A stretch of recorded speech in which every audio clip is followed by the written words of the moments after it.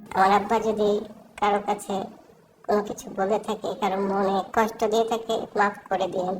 অসুস্থ বাবার জন্য সন্তানের এই আকুতি যেন বাবাকে ফিরে নিয়ে যেতে পারে তার চিরচেনা সেই ঘরে। বাবার অসুস্থতার কথা শুনে 7 সমুদ্র পাড়ি দিয়ে বাংলাদেশে ছুটে এসেছেন বরেণ্য পরিচালক কাজী হায়াতের সন্তান কাজী মারুফ।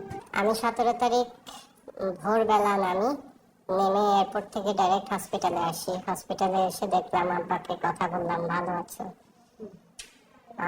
তখন অক্সিজেনে ছিল আব্বা এবং আম্মা দুইজনে। আব্বা ডে বাই ডে একটু ভালো হয়েছিল 2 দিন। অক্সিজেন ছিল 4 লিটার, স্যাচুরেশন ছিল 92%। কিন্তু গত 3 দিন ধরে একটু খারাপ আছে।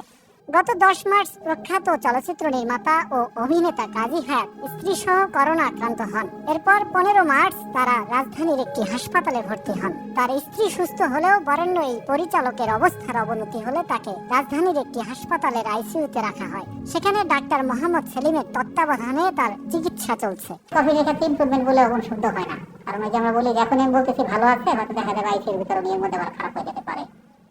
কারণ করোনার কিছু ব্যাকগ্রাউন্ড সমস্যা থাকে যেগুলোর কারণে রোগী যে কোনো সময় খারাপ হওয়ার সম্ভাবনা থাকে।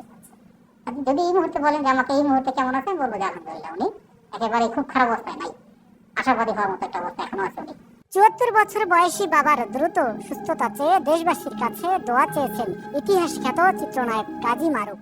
আমি আমার বাবাকে ফেরত চাই, দেশবাসীর কাছে হাত জোর করে আমার নিবেদন, আমার আব্বার জন্য দোয়া করবেন যেন আমার আব্বাকে আমি সুস্থ করে বাসায় নিয়ে যেতে পারি। আর কিছু চাওয়ার নেই আমার। জাতীয় চলচ্চিত্র পুরস্কার প্রাপ্ত এ পরিচালক তার দীর্ঘ ক্যারিয়ারে দাঙ্গা, ত্রাস, চাঁদাবাজ আম্মাজান, ইতিহাস, কাবলিওয়ালা সহ বেশ কয়েকটি দর্শকপ্রিয় চলচ্চিত্র নির্মাণ করেছেন।